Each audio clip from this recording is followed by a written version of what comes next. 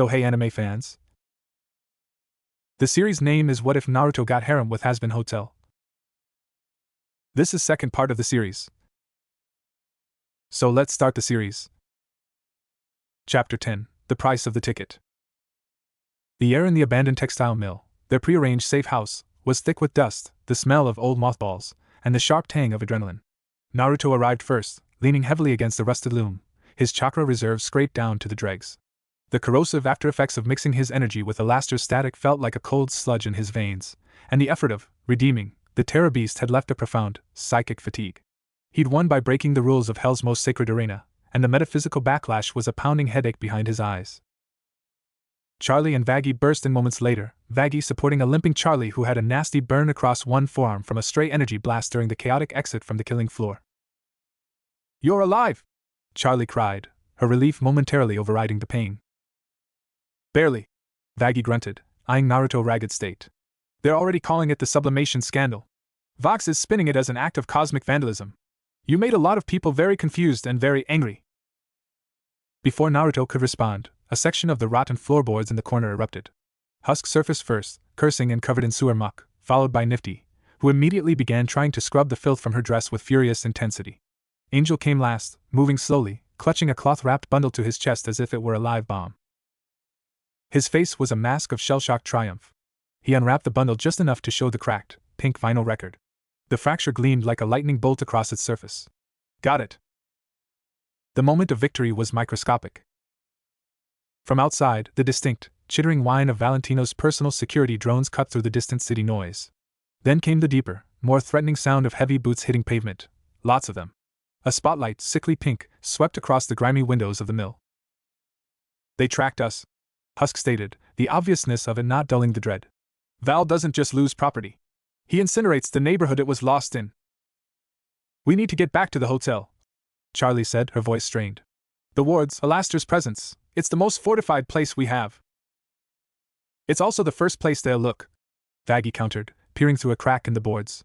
"But she's right. We have no other choice. Moving through the streets now is suicide." Their retreat was a desperate, weaving sprint through back alleys, using Naruto's fading chakra sense and Husk's bad luck charms to subtly misdirect pursuers.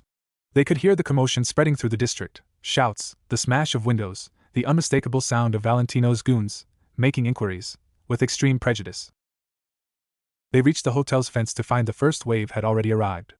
A squad of 6 hard glass-wearing enforcers were trying to breach the front gate, which was now sparking with erratic pulses of Alastair's defensive static. One touched it, and his arm telescoped into a trombone with a comical thump, much to his confusion. "The radio demon's home field advantage," Husk muttered. "Won't hold against a concentrated assault." They slipped in through a cellar entrance Nifty knew, emerging into the tense silence of the kitchen. The usual hum of the hotel was gone, replaced by a waiting, pressurized quiet. The cheerful decor now felt like a sarcastic joke. Alastair was in the lobby, not lounging, but standing perfectly still before the large window, watching the gathering forces. His static was a low, threatening hum. He didn't turn as they entered. "You certainly know how to make an entrance, and an exit, and subsequently, a monumental mess. Valentino is mobilizing his entire stable. Vox is providing tactical surveillance and broadcasting recruitment ads for your heads. You have, as they say, pissed in the champagne fountain."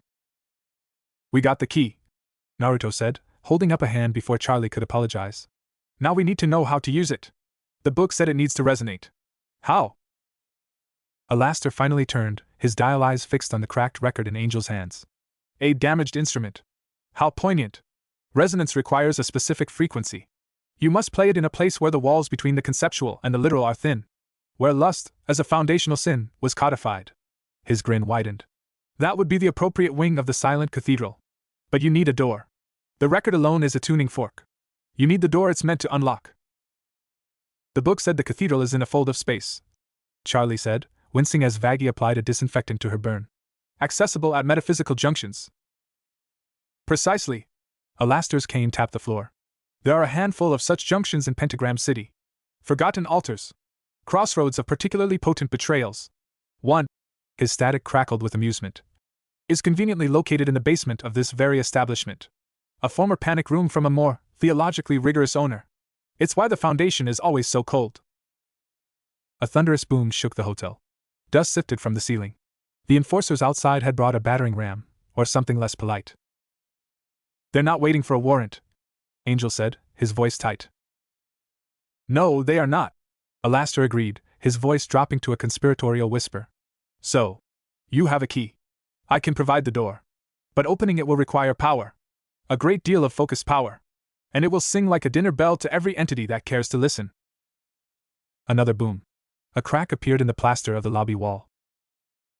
Naruto looked at the terrified but determined faces around him. Charlie, bleeding for her dream. Vaggie, ready to make her last stand. Husk, the resigned pragmatist who was still here. Nifty, oblivious to the cosmic stakes but ready to fight dirty. Angel, clutching his fractured freedom. And the record. The physical price of the ticket.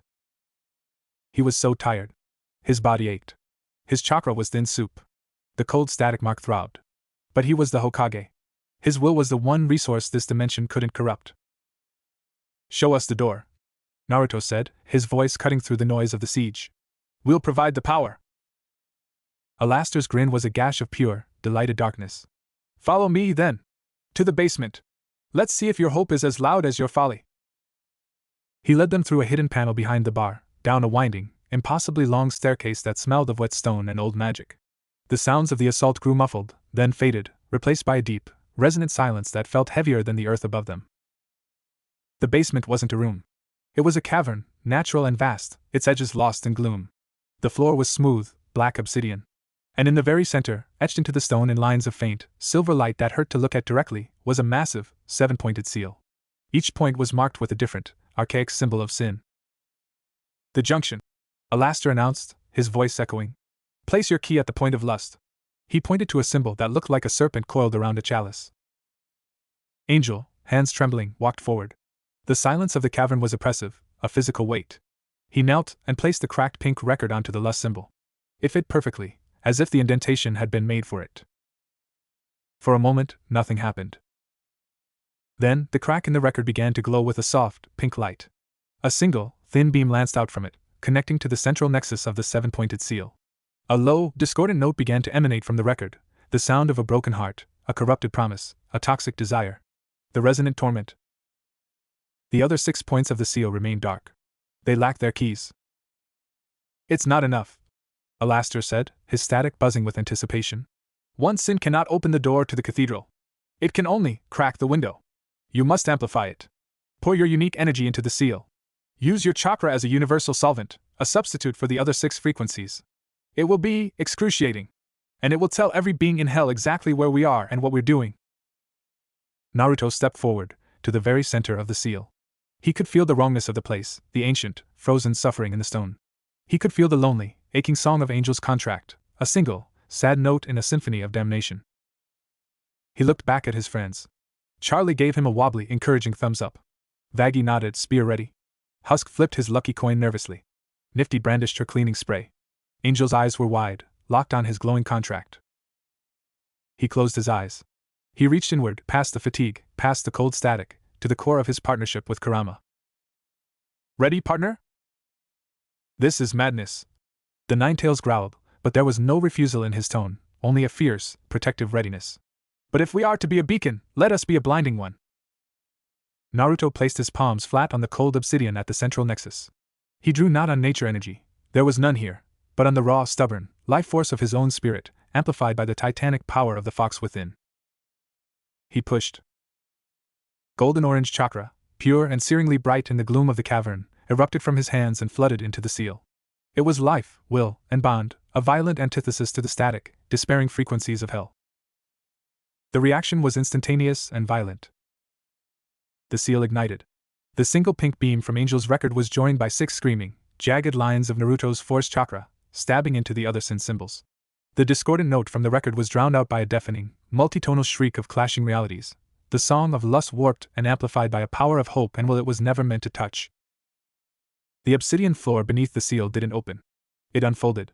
Space itself twisted, revealing not a staircase, but a shimmering, vertical tear in reality, like a curtain of black water hanging in the air.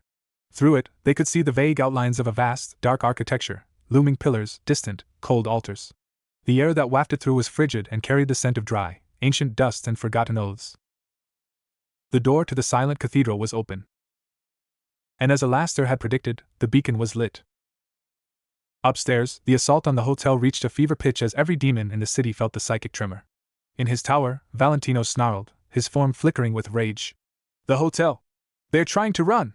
Tear it apart! In his studio, Vox's screens all displayed the massive energy spike at the Hazbin Hotel's location. There! Magnificent! That's the power! Send everything!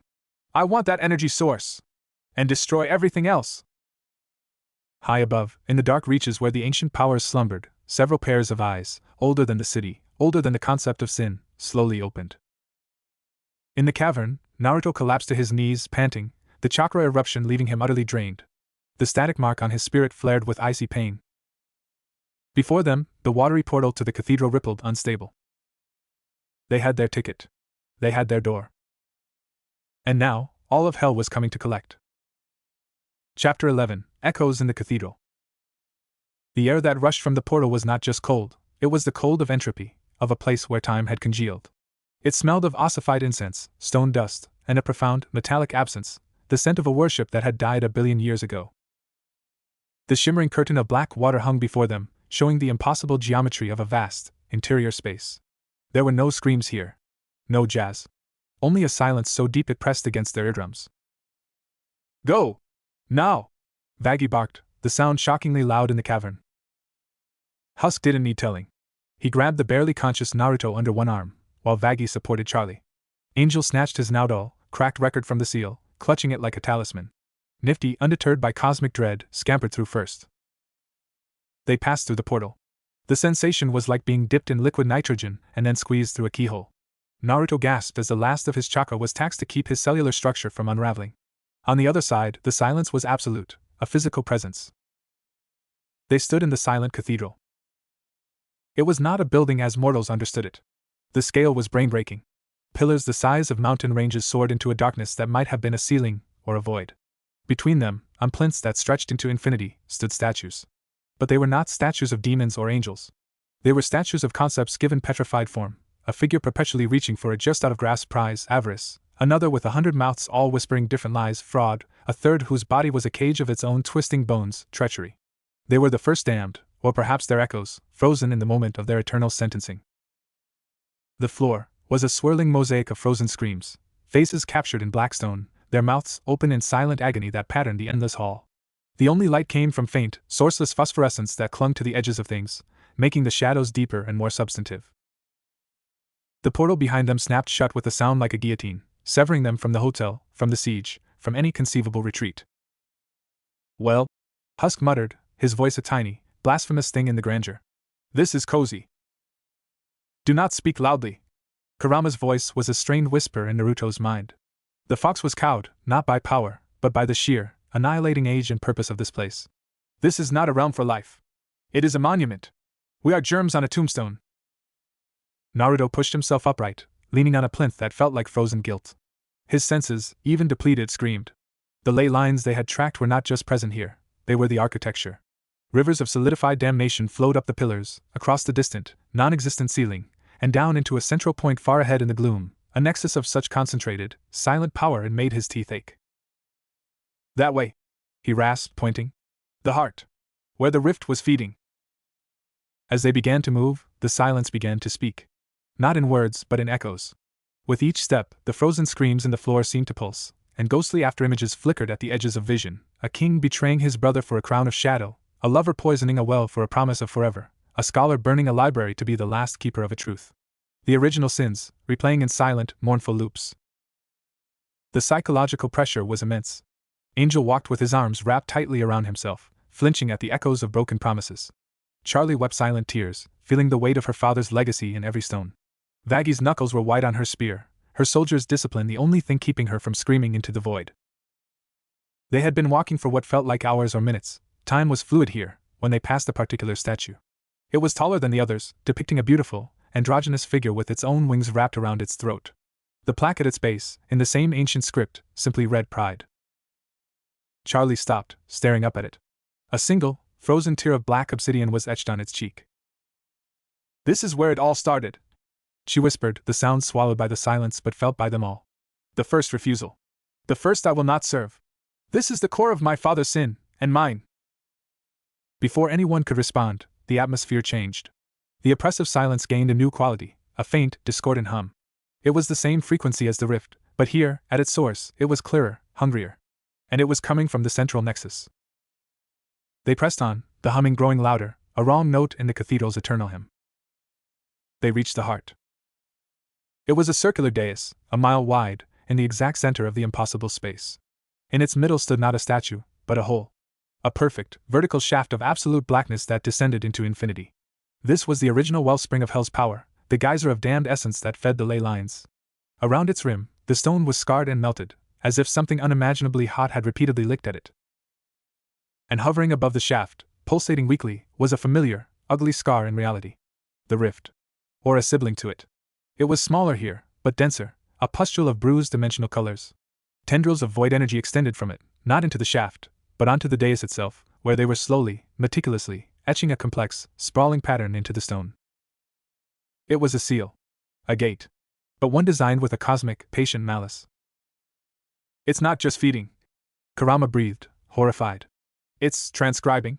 It's learning the foundational language of this reality, the language of sin and damnation etched here, and writing it into a key. A key to open a permanent door. Naruto understood with chilling clarity. The rift entity wasn't a mindless tear. It was an explorer. A cartographer of suffering. It had tasted the energy of his world, found it lacking in this particular flavor, and had followed the scent to its source, Hell's original cookbook. It was copying the recipes. And once it had the complete set, it could open a door from its dimension to here any time it wanted. Or worse, use Hell as a template to rewrite the rules of his world.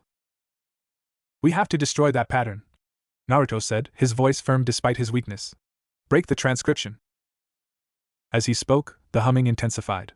The rift pulsed, and from its shimmering surface, a figure condensed. It was not the formless hunger from the Konoha tear. Here, in this place of defined sin, it had crafted itself a body. It was humanoid, but elongated, its limbs too many-jointed.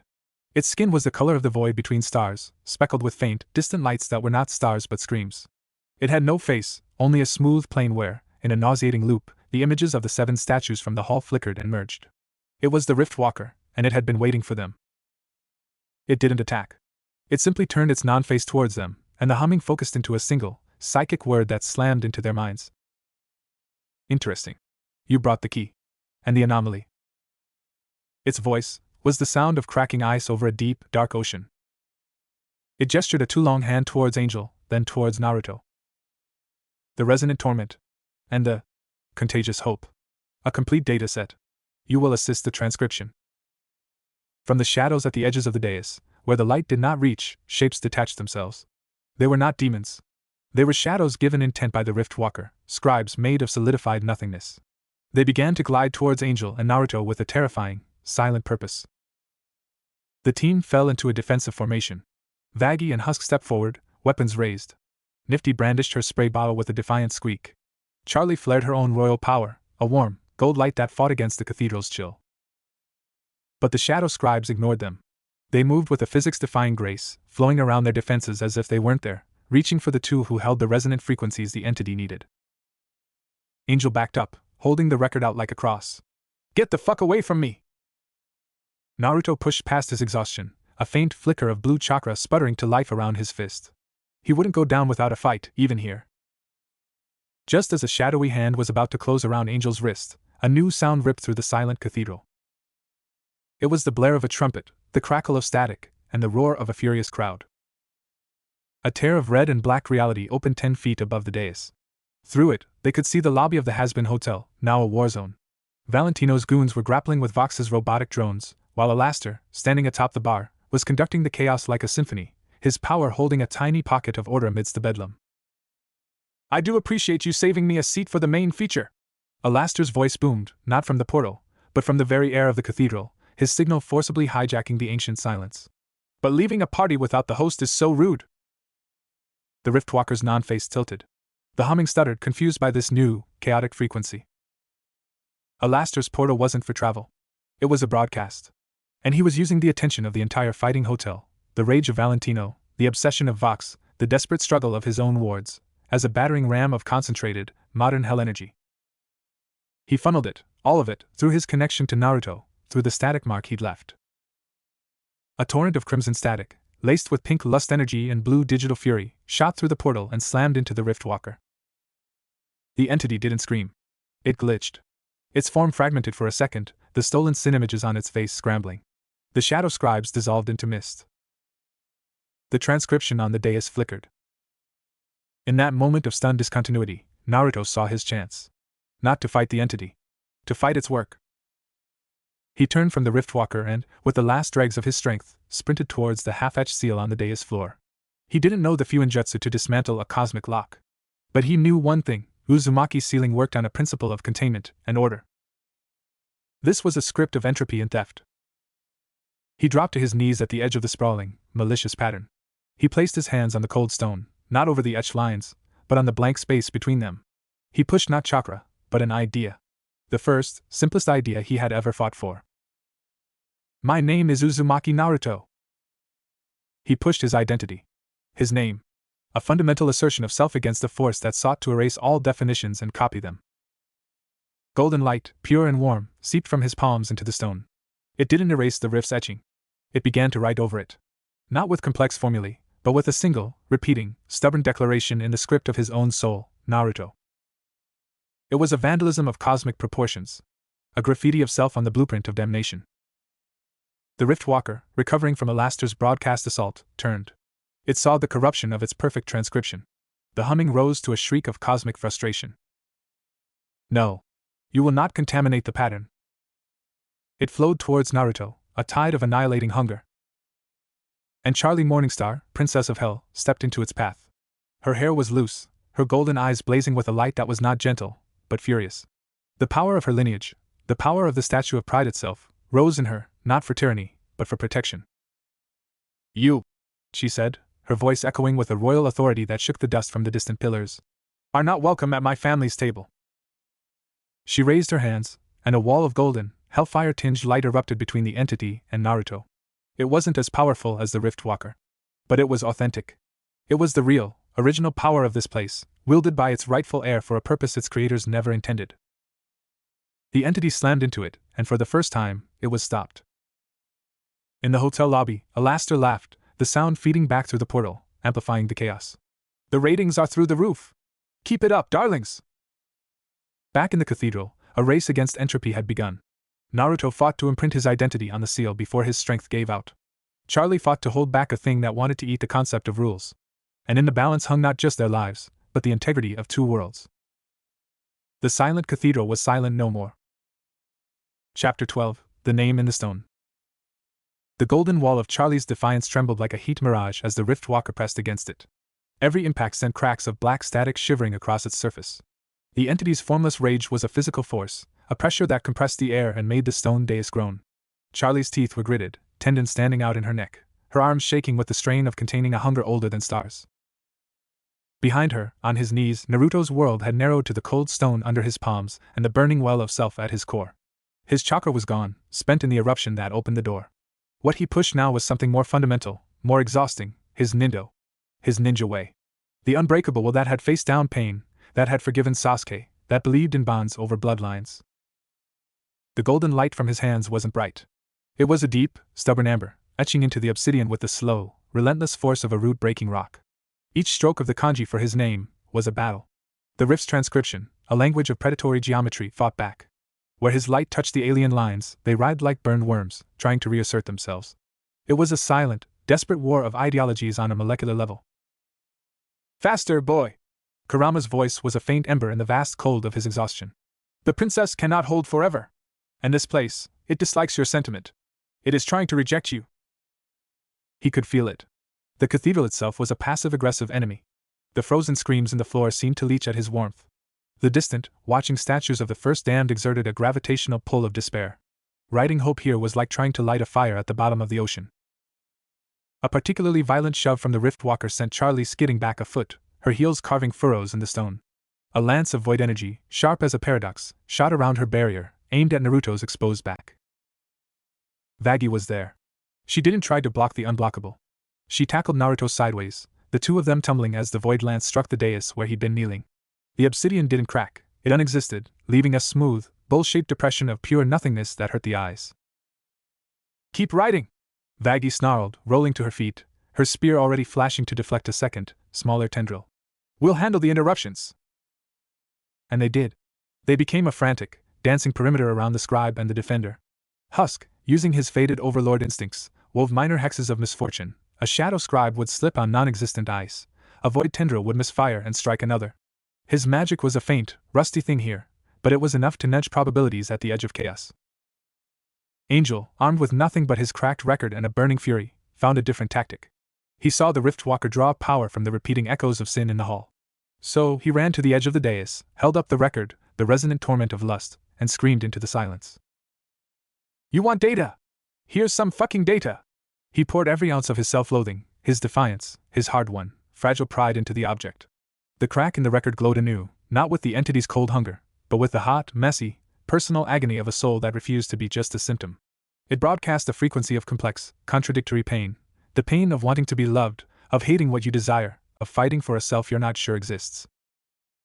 It was a jamming signal.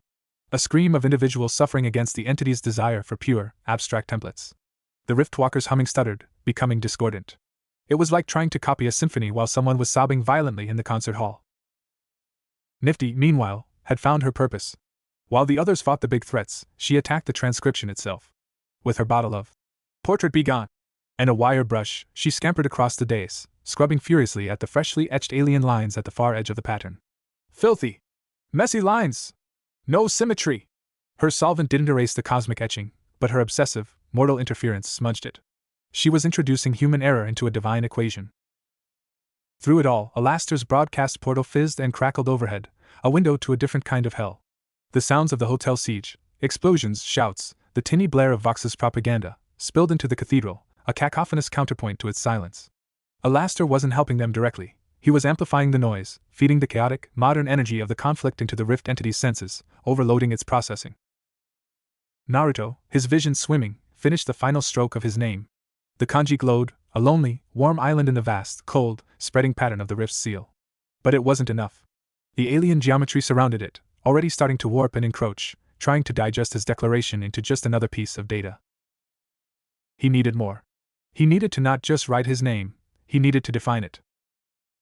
He thought of Irika, of ramen with Tucci, of Sasuke's rivalry, of Sakura's fist, of Kakashi's lazy eye smile, of Jiraiya's goofy grin, of Hinata's stuttered confession, of Boruto's rebellious scowl, of the weight of the Hokage hat, not as a crown, but as a promise. He placed his hands back on the stone, over the glowing kanji. He didn't push light. He pushed memory. He pushed connection. The amber light bloomed. From the central kanji, lines of gold shot out, not to overwrite the rift's pattern, but to connect to it.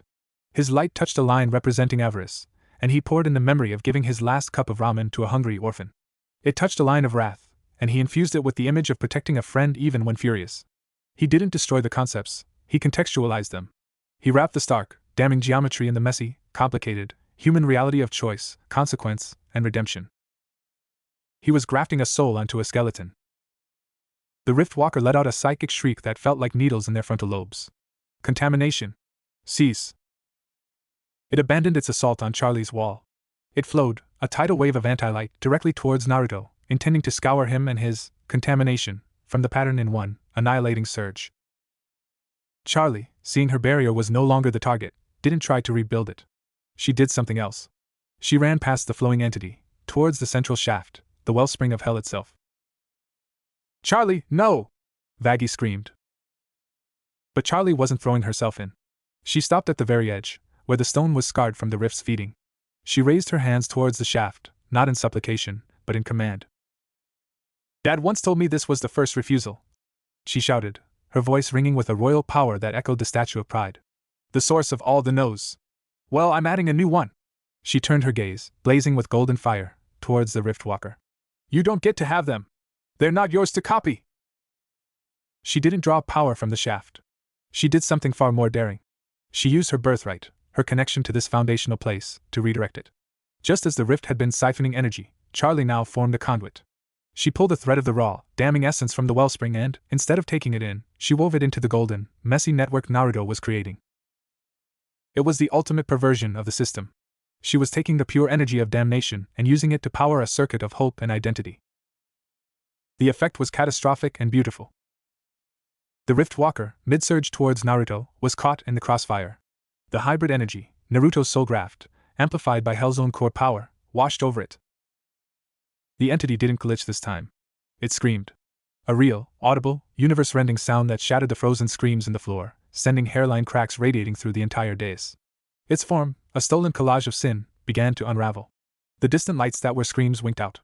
The smooth plane of its face fractured, revealing not a void, but a terrifying, infinite recursion of itself trying and failing to copy itself. Paradox. Error. Self-reference invalid. It was dying, not from violence, but from an ontological wound. It had tried to consume a self-defining, context-rich reality, and that reality had given it indigestion on a cosmic scale. With a final, silent implosion, the Rift Walker collapsed into a single, dying point of light, which then vanished. The humming stopped.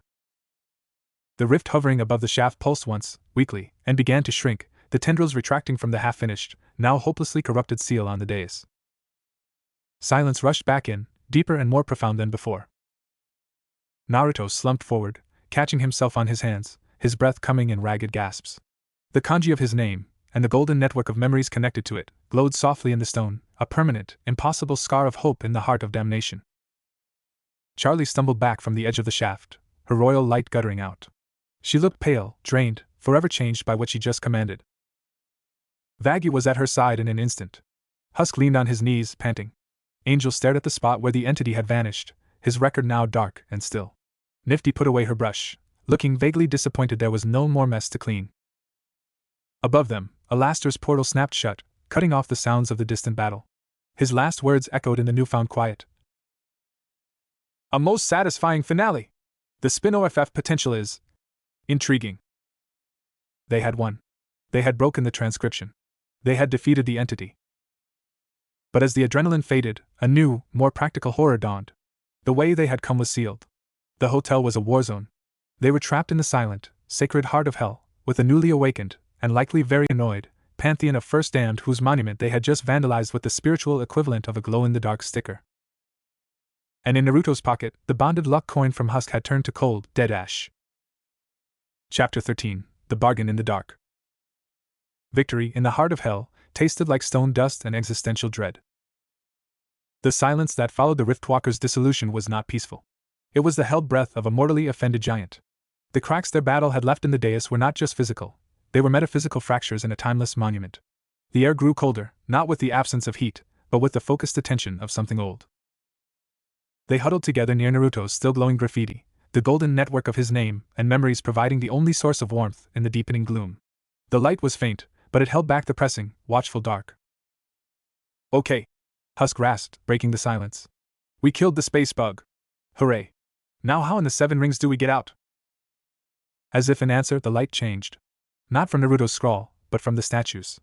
A soft, phosphorescent glow began to emanate from the distant, towering forms of the first damned, one by one, like grim watchtowers powering up. From the direction of the statue of Fraud, the one with 100 whispering mouths, the light coalesced and flowed down its plinth, pooling on the floor before resolving into a figure. It was not a monster. It was worse. It appeared as a tall, slender demon in an impeccably tailored suit of gray ash. Its face was pleasant, forgettable, but its eyes were pools of shifting, contract-like small print that spiraled into infinity. It held a simple leather portfolio. It smelled of dry parchment, cheap ink, and broken promises. It walked towards them with a soundless, measured gait. It did not radiate menace. It radiated procedure. It stopped a respectful 10 feet away and gave a small, polite bow. When it spoke, its voice was the soft rustle of pages turning, the click of a pen, the finality of a stamp. Greetings. I am a factor. A clerk of the choir unseen. You have caused significant perturbation in the archives. Charlie, summoning the dregs of her royal bearing, stepped forward. We were defending this place from an external threat. An entity that was corrupting it. The factor's head tilted. Corruption is a matter of perspective. The entity was transcribing. An act of preservation, if from an alien point of view. Your intervention. Its endless eyes flicked to Naruto's glowing handiwork on the dais. Has introduced an anomaly. A subjective narrative into an objective record. This is not corruption. It is literary criticism. Of the most vandalistic sort. Its tone was not accusatory. It was assessing. Like a librarian finding coffee stains on a medieval manuscript. We want to leave, Vaggie stated, her spear held low but ready. Of course you do, the Factor said smoothly. The realm of the living and the realm of the damned are not meant for prolonged intermingling. It creates taxonomical issues. However, your departure constitutes an export of assets. The anomaly, again the glance at Naruto's scrawl, and the recontextualized resonant object. It looked at the cracked record in Angel's hands. These are now unique artifacts. Their removal requires a balancing of the ledger. A price, Naruto said, his voice rough. He understood deals. He'd made one with Alaster. This felt different. Colder. A settlement, the Factor corrected. A transdimensional incident has occurred. A foreign entity was destroyed. Sacred geometry was altered. These events have value. The debt must be settled before you can be processed for exit. It opened its portfolio. The pages were not paper, but thin slices of solidified memory. We will begin with the principal actors. It pointed a perfectly manicured finger at Naruto. The anomaly. A living soul who has grafted a self-referential will onto the foundation. Proposed settlement, the extraction and forfeiture of the grafted construct.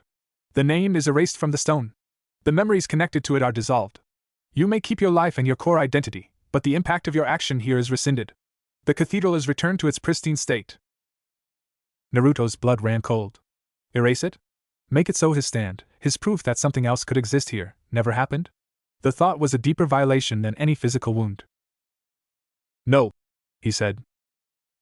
The Factor's pen-like finger moved to Charlie, the royal agent, who used her birthright to redirect damning essence for a creative purpose.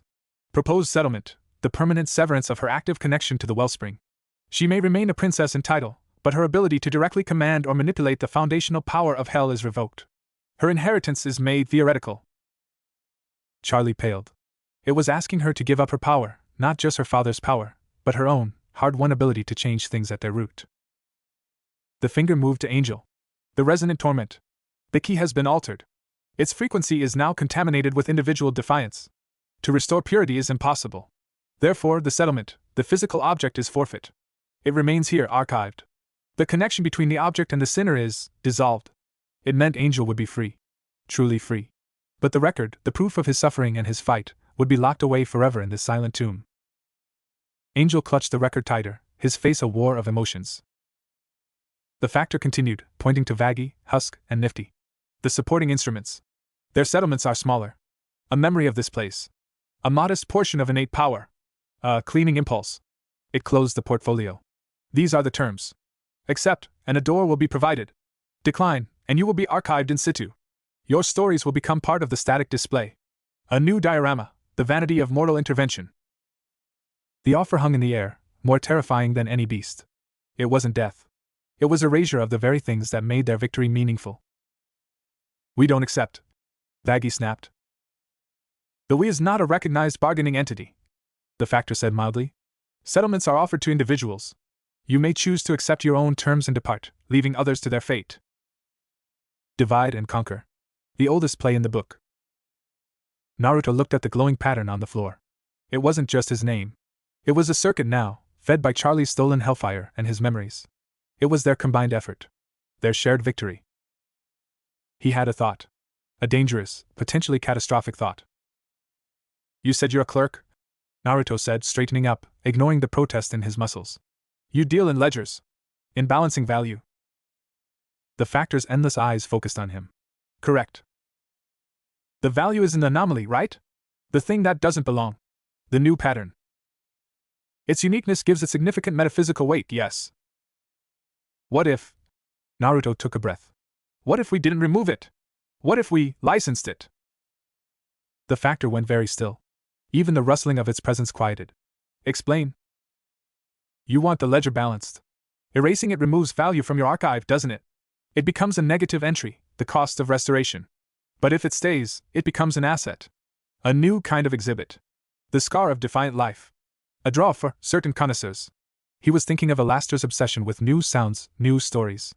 But for it to remain, it needs its context. Its creators. You can't archive a reaction without the catalyst.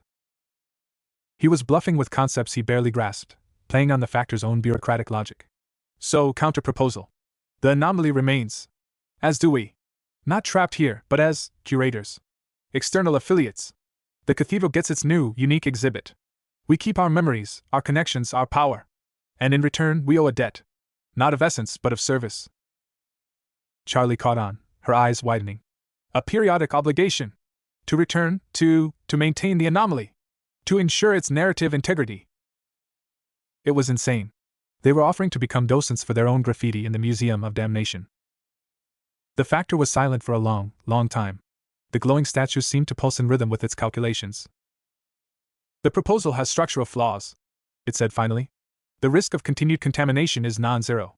The administrative burden of monitoring external affiliates is non-trivial. But the asset appreciation is potentially infinite. Husk interjected, surprising everyone. The gambler understood stakes. A living, evolving counter-narrative in the heart of the ultimate statement? That's a fucking collector's item. Could be worth more than all the other wings combined in a few eons. The Factor's pen finger tapped against its portfolio. It was thinking. A trial period, it said. 1 century of your mortal time. The anomaly remains.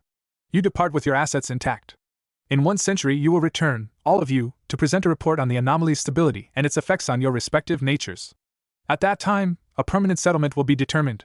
Failure to return will result in immediate, forcible archiving of all involved parties and reversion of all associated assets.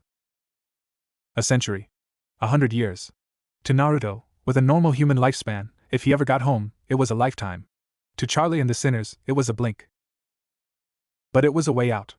A way out with their victory, their scars, and their souls intact. We accept, Charlie said before anyone else could speak. Her voice held the steel of the ruler she was becoming.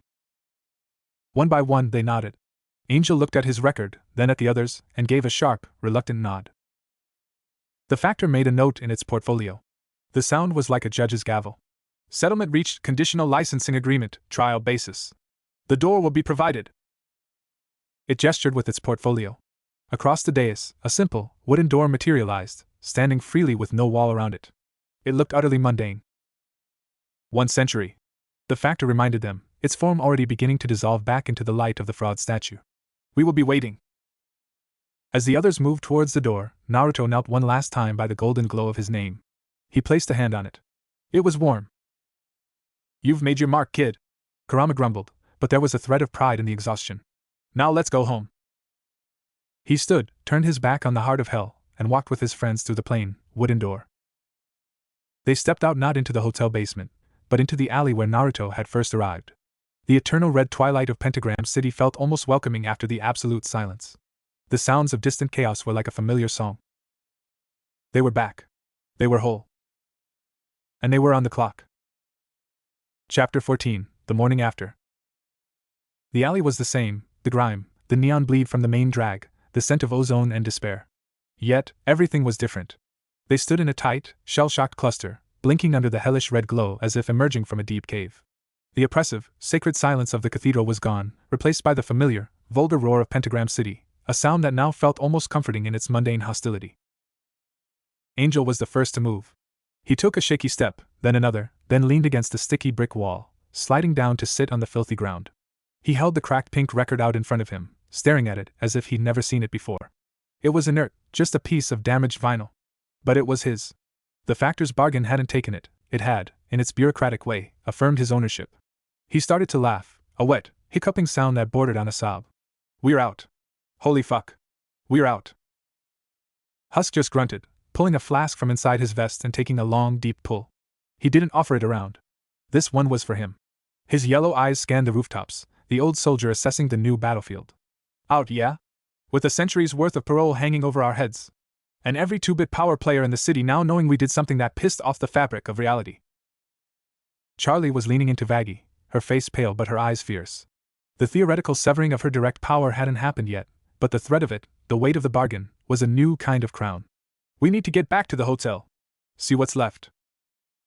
Nifty, already scrubbing at a suspicious stain on her dress with grim determination, nodded. So much cleaning to do. I bet they tracked mud everywhere. Naruto stood apart, his senses slowly recalibrating. The cold, oily residue of Alastair's static mark still lingered in his chakra pathways, a faint, unpleasant buzz.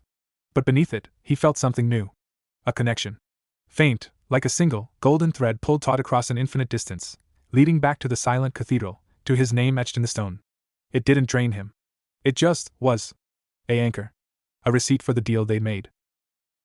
He could also feel the city's energy differently. Before, it had been a chaotic, seething soup of malice. Now, he could perceive the faint, rigid lines of power beneath it, the ley lines, the geomancy of damnation, from the book. And he could feel, with a sickening lurch, where several of those lines were scarred. The path of the rift's feeding, and the violent, golden disruption they had caused at its terminus. They hadn't just fought a monster, they had performed major surgery on Hell's circulatory system. The patient was awake, and it was pissed. The walk back to the Hazbin Hotel was a tense, silent procession.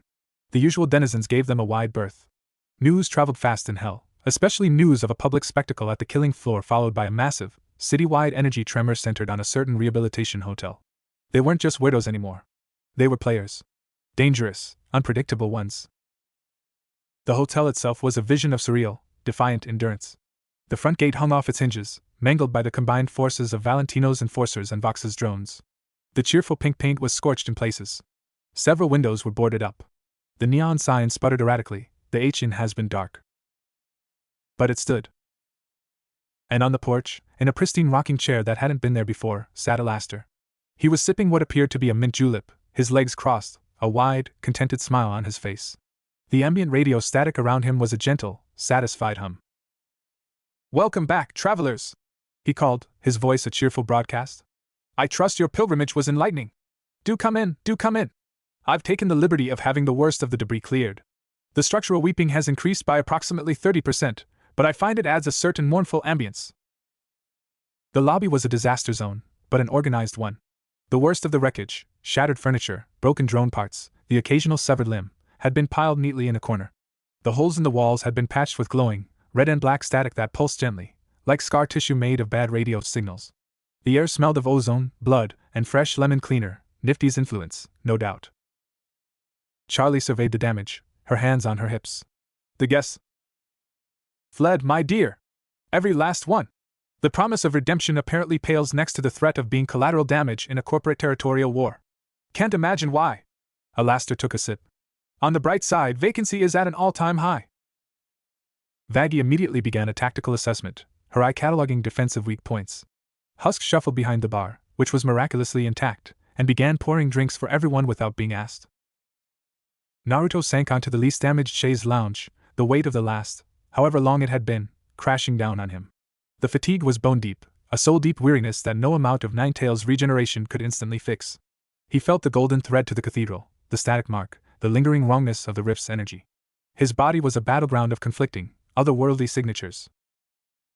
Angel dropped into the chair opposite him, still clutching his record. He looked at Naruto, really looked at him. "Back in that library place. You said you'd free me from it." He held up the vinyl. "Technically, I'm holding it. But that thing said I'm contaminated. Val's gonna know it's different. He's gonna come for it. For me." "Then we'll be ready," Naruto said, but the words felt hollow even to him. Ready with what? He was tapped out. The hotel was a fortress under siege, but the siege had only paused, not ended. As if summoned by the thought, the repaired lobby television fizzed to life. Not with Vox's face, but with a sleek, rapidly edited news package. "Breaking follow-up to the so-called sublimation scandal and the subsequent, unexplained energy surge that rocked the city," a smooth, demonic news anchor reported. The footage showed the damaged exterior of the Hazbin Hotel, then a slow-motion replay of Naruto holding the corrupted Rasengan at the killing floor. "While Voxtech and associates have withdrawn forces following the incident, questions remain about the mysterious outsider and the extreme measures taken by the Hazbin Hotel proprietors. Sources close to Overlord Valentino report the loss of a priceless, sentimental artifact, and hint at ongoing investigations. Is this the end? Or just the beginning of a new, more unconventional power struggle in Pentagram City?" It was a masterpiece of insinuation. They weren't being attacked, they were being analyzed. The V's were shifting tactics, from brute force to a war of perception and legalistic predation. Valentino would want his property back, with interest. Vox would want to dissect the new energy signature. And Velvet would be crafting the narrative to sell it all. Charlie watched the broadcast, her expression hardening. She turned to the room. "They think this is over. They think we're just licking our wounds. They're wrong." She took a deep breath. "We have a century. A century before we have to answer to them. But we have now. We have this." She gestured to the damaged, but standing, hotel. "We have proof that their system can be broken. That something else can exist here, even if it's just a scratch on the floor of a place no one sees." She looked at Naruto, her golden eyes blazing with a new, tempered resolve. "You showed me that. You showed all of us. So, you still need to find a way home, right? Naruto nodded, a flicker of his own will reigniting. Yeah. Then we have a new project, Charlie declared, a grin spreading across her face that was equal parts hopeful and feral. Project, get the glowy boy home. And along the way, we run this hotel. For real. Not as a joke. Not as a target. But as a statement. That the story isn't over just because you're damned. That you can fight back. That you can make a mess that even the architects have to acknowledge. It was the most hellish, most Naruto plan imaginable, to turn a rehabilitation hotel into a base for interdimensional research and demonic rebellion, all while on 100-year probation from cosmic bureaucrats. Hus poured another round. I need a raise. Angel finally set the record down on the coffee table. It looked small and insignificant there. All right, Blondie. You got me into this mess. You're gonna help me keep Val's claws off my new art piece. Vaggie came to stand beside Charlie, her hand on her spear. Defensive protocols need a complete overhaul. We're not just fighting thugs anymore. We're fighting corporations and concepts. Nifty popped up from behind the bar. I'll start on the bloodstains in the carpet. And the ectoplasm. And the existential dread residue. Alastair clapped his hands softly, his static crackling with applause. Marvelous! A new season! New character arcs! The stakes, cosmic! The tone, tragically hopeful! I can't wait to see the ratings! Naruto looked around the ruined, stubborn lobby, at the faces of the damned and displaced who had, against all logic, become his comrades. He thought of the golden thread leading to the cathedral, a reminder of the price and the promise. He thought of the 100-year clock now ticking in his soul. He was stranded in hell. He was marked by a radio demon. He was on a deity's probation. He was the public enemy of the most powerful forces in the realm. He felt a slow, familiar grin spread across his face, cutting through the exhaustion. This wasn't peace. This wasn't the Hokage's office. This was an adventure. He raised the glass Husk had given him. To the mess, Naruto Uzumaki said. And in the heart of perdition, 6 very different glasses met in a toast. Chapter 15, The New Normal. The first week, after the cathedral, was a study in controlled chaos. With no sun to mark the days, they measured time in shifts of patrols, repair sessions, and the intermittent blare of Vox's news updates, which now treated the Hazbin Hotel with the wary, sensationalist tone of a nature documentary observing a dangerous new predator. The hotel itself was healing in a lopsided way. Charlie and Vaggie led the physical repairs, their efforts a mix of enthusiastic DIY and desperate improvisation. The patched holes sealed with Alastair statics slowly morphed from pulsing wounds into permanent, faintly buzzing scars in the wallpaper, giving the hallways a faint, ambient radio hum. Nifty's cleaning was a relentless war against entropy, her battle cries of filth echoing at all hours. Naruto's role was twofold, recovery and research. His chakra reserves, scorched and contaminated, replenished with agonizing slowness. The static mark was a constant, low-grade irritant, like a splinter in his spirit. The golden thread to the cathedral was a subtler sensation, a quiet, warm tether in the back of his mind that he could pull on for focus, a reminder of the deal that now defined his existence here. His research was not in books, but in sensation. He would sit for hours on the hotel's damaged roof, legs crossed, eyes closed, extending his frayed senses into the hellscape. He was mapping the damage. The rift's feeding trail was a sickly, numb scar across the energetic landscape of the Pride Ring. The point of their confrontation in the cathedral was a blazing, tangled knot of conflicting frequencies. His golden graft, Charlie's redirected hellfire, the Riftwalker's void essence, all tied in a permanent, unstable bow around the wellspring. It was a beacon, but also a wound. You're looking for a resonance. Kurama guided, his voice quieter these days, conserving strength. A harmonic. Your world has a specific vibrational signature.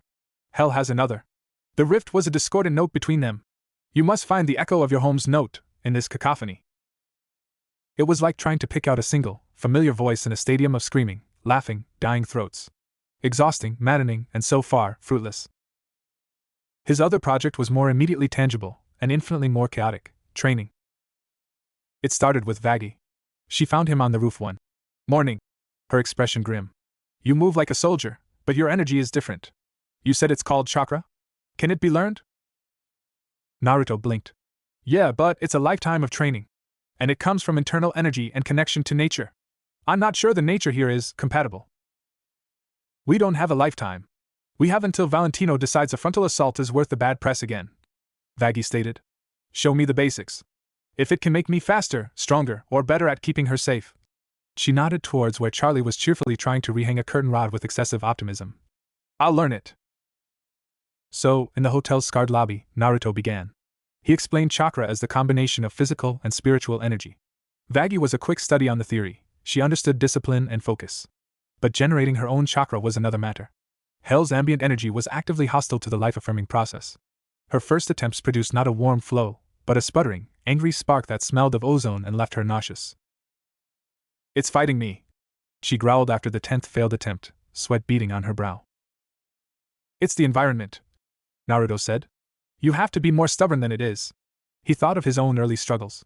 Don't try to make it from nothing. Use what's already there. Your will to protect. Your anger. Your love for Charlie. Shape that into energy. Vaggie stared at him, then closed her eye, a new determination settling on her features. This time, the spark that flickered at her fingertips was a sharp, steely gray, not the serene blue of Konoha Shinobi. It was harsh, practical, and deadly focused. It wasn't much, but it was hers. She could channel it into her spear thrusts, making them blur with impossible speed for a split second. Husk observed from behind the bar, polishing a glass. So it's like a focused hex. Without the ritual sacrifice. When Naruto offered to teach him, Husk just shook his head. Luck's my magic, kid. Messy, unreliable, and already paid for in advance. I'm not signing up for a new subscription. Angel's interest was different. He sidled up to Naruto during a break. So, this chakra stuff. Can you, use it to look hotter? Or make your assets glow? Could be a great new niche. Naruto rubbed the back of his neck, a habit that felt achingly normal. Not really. It's more for enhancing physical abilities, or making energy attacks. Boring. Angel sighed, but he lingered. That thing you did, running on walls? That's pretty flashy. Could be useful for dramatic entrances and exits. There was a real need under the flippancy. Teaching Angel was an exercise in frustration and unexpected breakthroughs. His energy was a frantic, scattered thing, pulled in a dozen directions by trauma, hedonism, and survival instinct. He couldn't sit still for meditation. But when Naruto demonstrated the tree-climbing exercise, using one of the hotel's structurally weeping walls, Angel's competitive streak ignited. He failed, repeatedly, sliding down in a heap of limbs and curses. Then, in a moment of pure pique, he focused not on balance, or calm, but on sheer, theatrical anger at Val, at his situation, at the wall for defying him. His chakra, a shocking, vibrant pink shot through with streaks of defiant gold, flared at his feet. He took 2 wobbly steps up the wall before falling. He lay on the floor, staring at his hands. That was different. Charlie's training was the most volatile. She didn't need to generate chakra, she had oceans of hellish power. Her problem was control. Her attempt to focus her energy resulted in her accidentally making all the furniture in the lobby float 3 feet in the air for a panicked minute, including a very annoyed Husk who was mid-pour. I'm sorry! She wailed as books, chairs, and bottles of expensive liquor orbited her head. Princess, Naruto said, keeping his voice calm amidst the flying debris. You're trying to direct a hurricane with a teaspoon. Don't push the power. Ask it. You're its heir. Command it, don't wrestle it. Charlie took a deep breath, closed her eyes, and stopped fighting. She spoke to the storm inside her, not as a master to a slave, but as a princess to her birthright. The furniture settled gently to the floor. The most surreal student was Nifty. She had no interest in theory. She saw Naruto demonstrate a simple substitution jutsu, swapping with a barstool. Her single eye widened to the size of a dinner plate. You can teleport dirty dishes to the kitchen! She shrieked with apocalyptic glee. Her attempts were, predictably, disastrous. She'd focus on a dust bunny with such manic intensity that she'd vanish in a poof of cleaning supply-scented smoke and reappear tangled in a chandelier or inside a broom closet.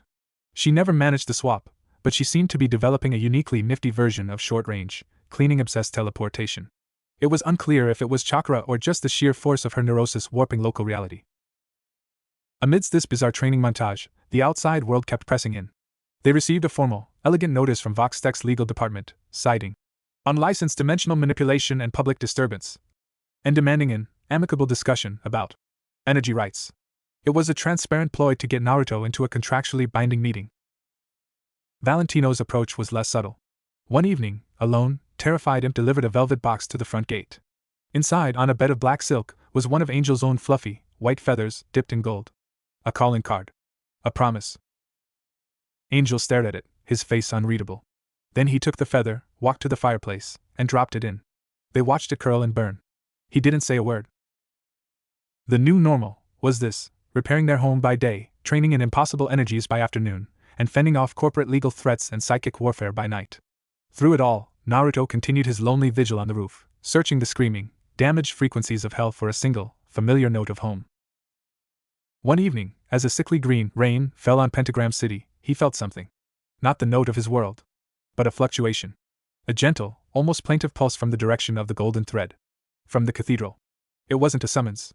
It was a status update. A check-in from the cosmic bureaucracy. 1 century. The clock is ticking.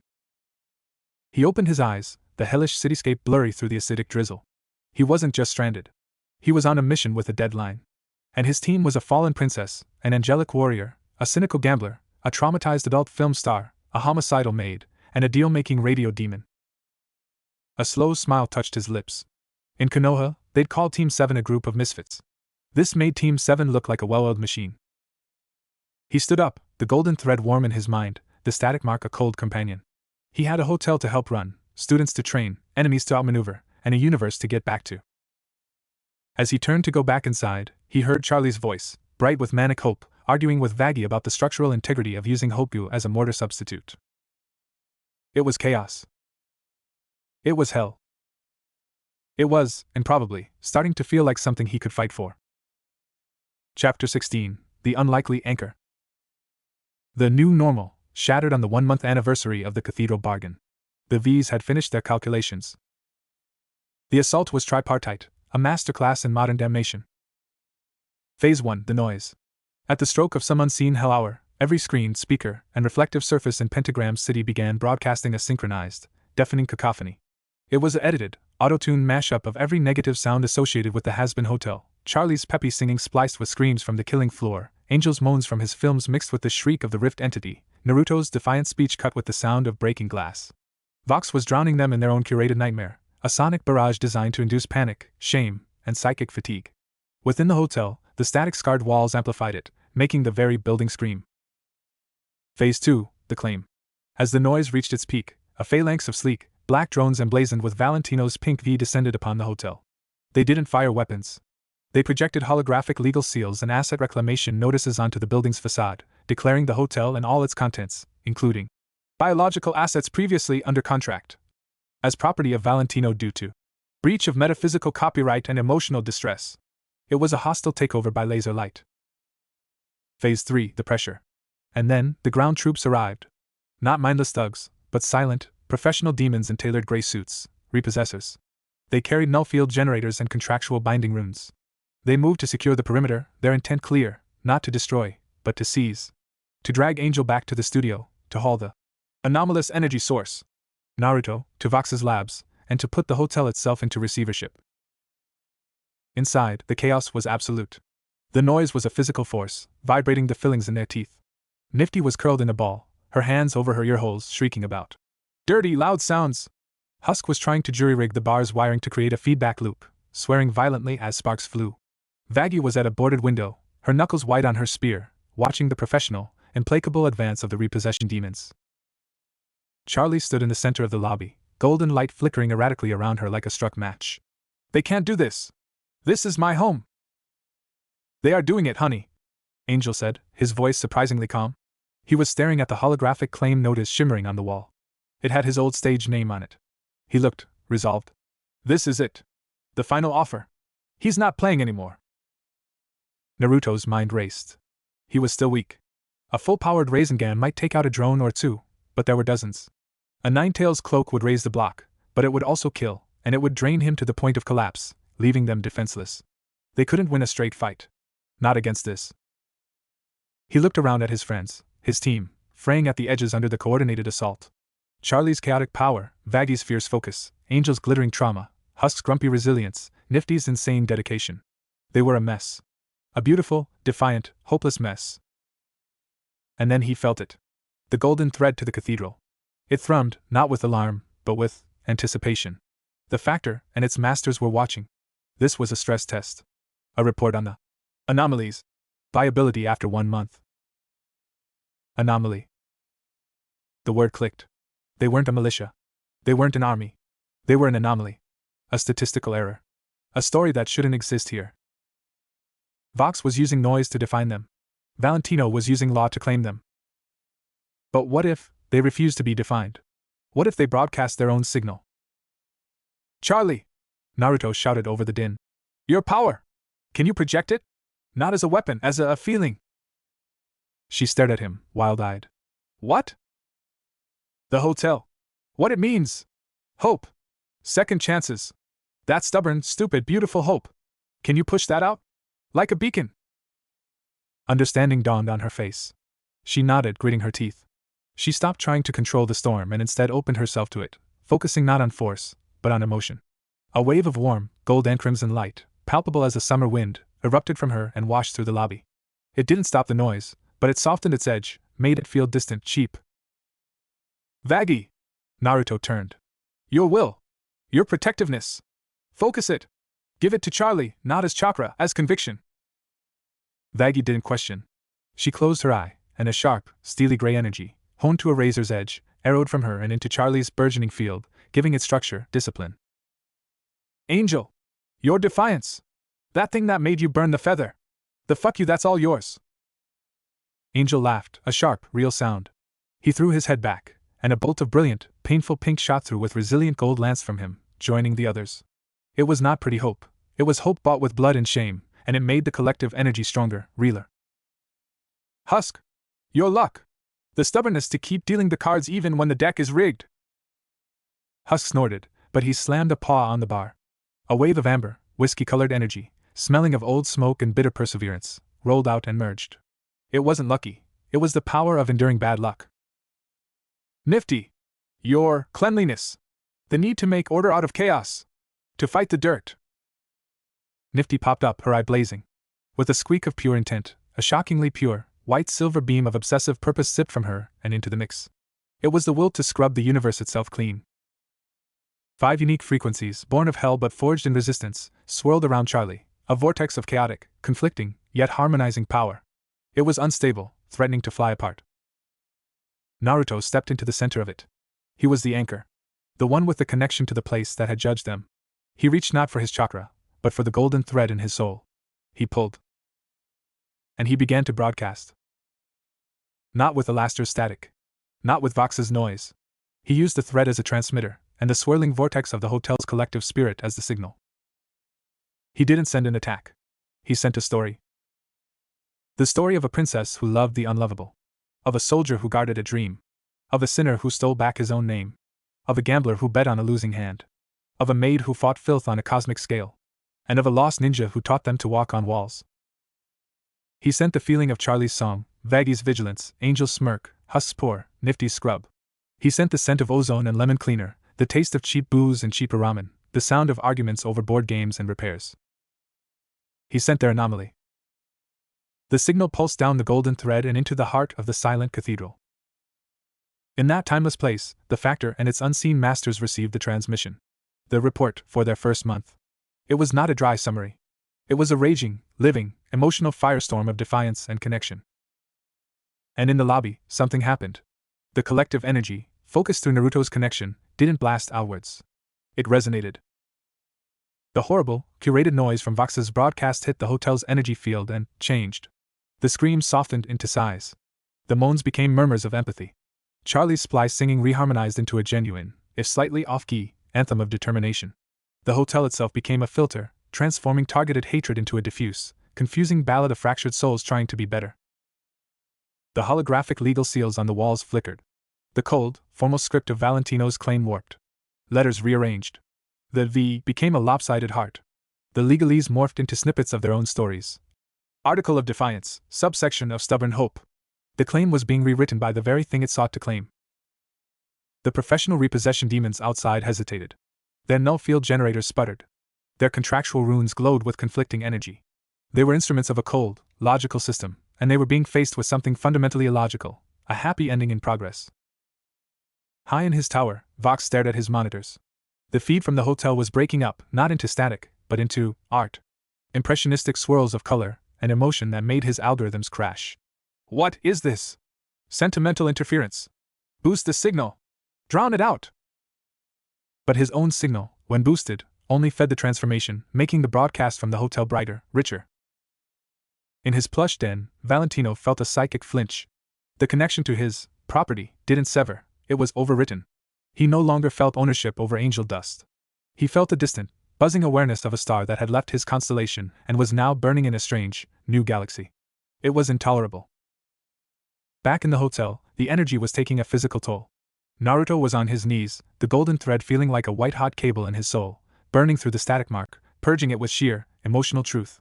Charlie was crying, but smiling, holding the vortex together through sheer, loving will. The others were drained, pale, but upright, their energies spent but their spirits blazing.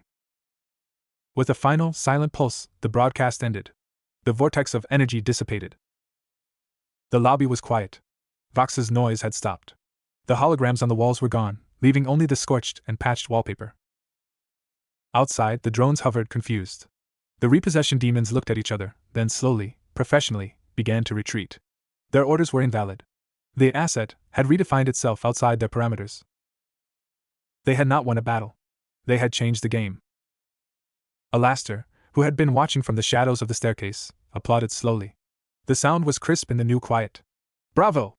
An original production! The Unlikely Anchor, a symphony in 6 parts.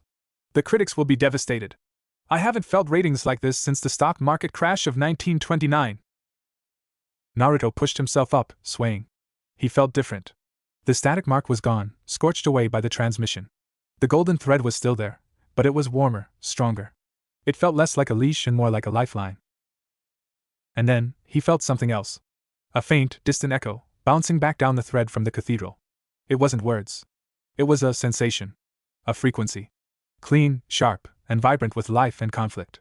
It smelled of rain on leaves, of ramen broth, of ink on parchment. It was the resonant note of his world. It wasn't a door.